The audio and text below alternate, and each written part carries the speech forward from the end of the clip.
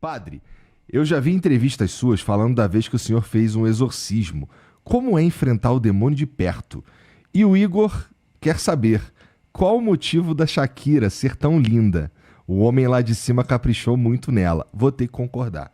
A Shakira é a principal criação de Deus, cara. Cara dele. Tá bom. Tua esposa escutou isso? Ela sabe. Ela sabe. Bom. Ela sabe. Eu achei que você ia dar DR hoje. Não, não tem isso, não temos esse tipo de problema, não.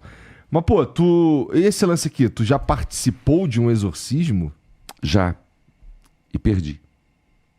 Como é que é isso? Na verdade, eu te falei que cada diocese tem o seu padre exorcista. Mas há muitos casos que a gente atende. E teve outros casos que eu até consegui amenizar a situação. Neste específico que está citando, é que nós estávamos numa adoração do Santíssimo, com a hóstia. Eu estava passando com o ostensório e uma menina fez um soco assim, uma voz. E eu, na hora, porque você tem que ser muito discreto, porque você tem que perceber o que você quer naquele momento. E eu voltei, comecei a rezar e a pessoa começou a ter delírios. Mas eu achei por bem, estava com o ministro, inclusive, o ministro Fernando Pérez. Falei assim, segura ali, leva na capela e nós terminamos a bênção. Concluí, fui lá na frente e fui na capela. Quando eu cheguei na capela, estava essa menina no chão, desfigurada, totalmente, a mãe do lado, a mãe estava do lado. Estou tentando recriar na minha memória. E ela deitada no chão, e eu comecei a rezar. Rapaz, ela era uma menina baixinha, cabelo comprido. Nós estávamos em 4. Nós não segurávamos. Algum psiquiatra, antes de você me julgar, escute psiquiatra. Porque quando a pessoa está em crise epilética ou uma crise psiquiátrica, de crise psicose, fugiu a palavra, um surto psicótico, a pessoa já tem naturalmente uma força sobrenatural. Isso não precisa ser demoníaco. Isso os psiquiatras concordam. Mas ela tinha uma força que ela rodava os 4. Negócio impressionante. E ela começou a me desafiar. Ela começou a dizer... Eu comecei a rezar. E na hora da oração, eu comecei o creio, comecei a Salve Rainha, comecei a rezar as orações e fui para a oração do exorcismo. Naturalmente da minha cabeça. Sem a intenção de... É que flui quando você reza, que é o renunciar e etc. Ela me chamou. Você não é exorcista. Não é exatamente uma oração comum. Por exemplo, eu não a conheço. A gente não fica rezando assim. Então ela está no ritual. Era interessante que ela sabia o que era. Sabia. E eu comecei a dar os precatórios. Precatórios são os comandos de renúncia. Rapaz, essa menina, meu Deus, aquilo, ela cuspia, foi uma coisa horrível. A descrição é das piores. Inclusive, o pessoal fugiu. Quem estava próximo ficou muito medo. Tinha gente que estava saindo, era um corredorzinho que tem que passar pelo local. Pessoal, quando eu vi, eu estava sozinho, eu e poucos. Foi quando, conversando, eu percebi do que se tratava. Inclusive, tem vários testemunhos de pessoas que me acompanham até hoje. Fernanda, Cleusa, etc. E eu negociei. Eu disse, realmente, mas isso não foi tão simples como eu estou contando.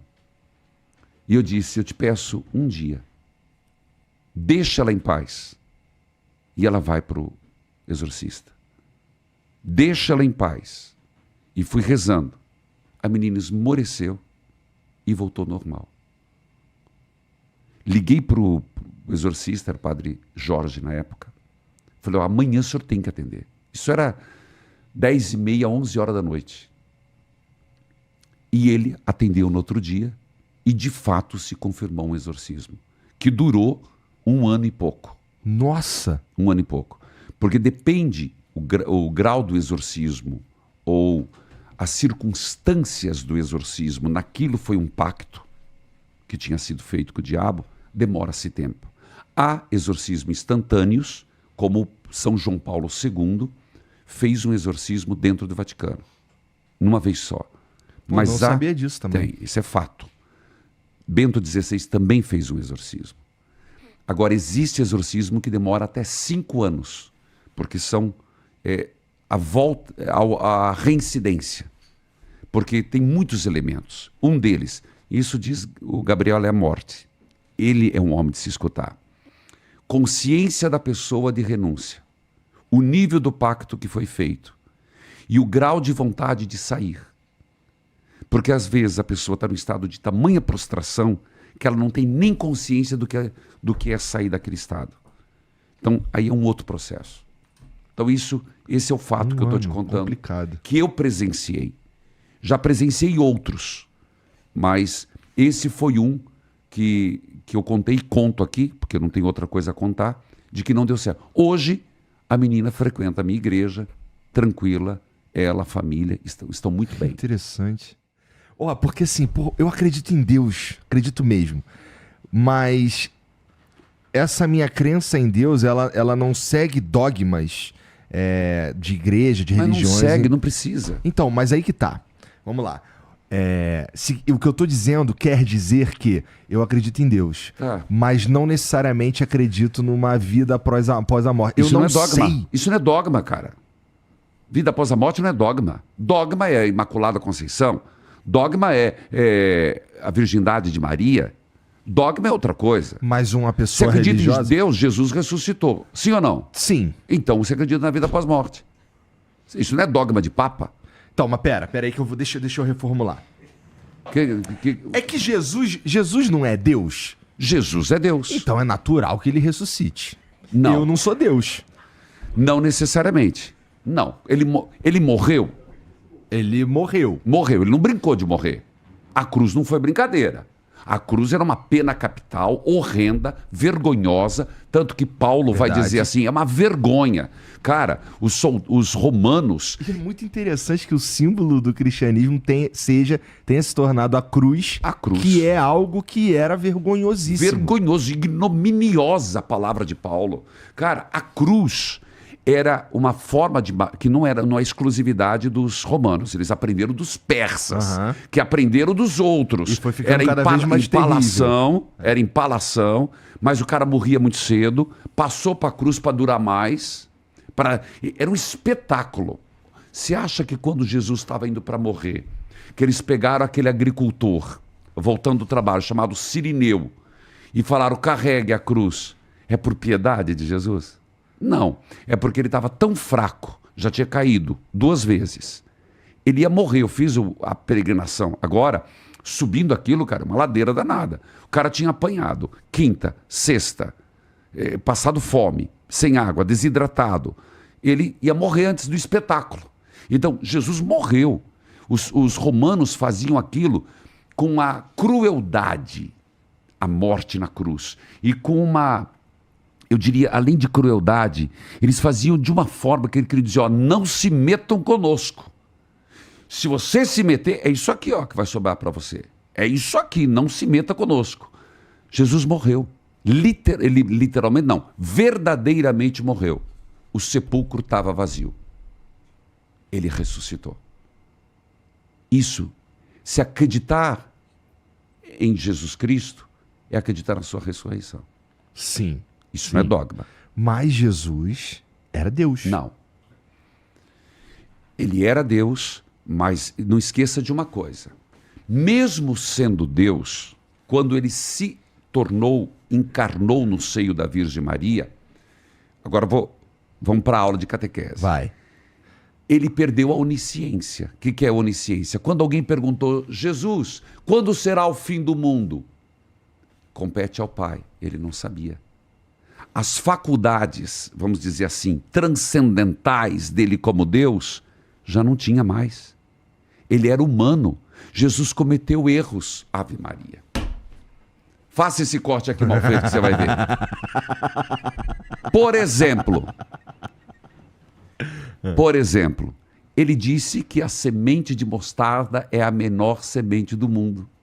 Não é verdade. Mas no mundo que ele vivia, o que ele conhecia sendo homem era a semente de mostarda. Não é que ele cometeu erros, ele estava preso à sua cultura. Ele não sabia que existia outros países. Ele nunca foi para a Itália. Ele não conhecia outras civilizações. Ele não teve contato com o Egito. Então, a linguagem de Jesus era uma linguagem judaica. Então, se você colocar no crivo da história, tem incongruências. Então, respondendo à tua pergunta, ele era Deus desde que nasceu. E isso é o cristianismo católico. Existem outras denominações. Eles dizem que Jesus se tornou Deus a partir do batismo. Para nós católicos, não. Ele nasceu humano, mas era Deus. Interessante, nunca tinha ouvido isso, que ele só se torna Deus depois do batismo. Sim, existe. Uma outra teologia. Para nós católicos, não. Mas ele, São Paulo vai dizer, sendo Deus, abriu mão, está lá em Efésios, de toda a sua divindade, tornando-se homem em tudo, olha lá a palavra, em tudo, até no conhecimento, menos no pecado. Então ele abriu mão, por exemplo, de saber o fim do mundo, de fazer... Jesus nunca fez isso, de prever futuro. Você vai falar, mas Jesus vivia prevendo o futuro. Não, ele não era um homem de fazer isso. Mas ele fez milagres, onde mostrava com o objetivo, sendo Deus, de mostrar que ele era o Messias. Cara, pois é. E eu vou pensar um pouco mais sobre isso, mas eu continuo com essa de... Você acredita que você morreu, acabou? Eu não sei. Eu não tenho certeza de nada. Mas precisa ter. Essa é a verdade. Você precisa buscar. Precisa se perguntar que nós somos algo muito valiosos para Deus.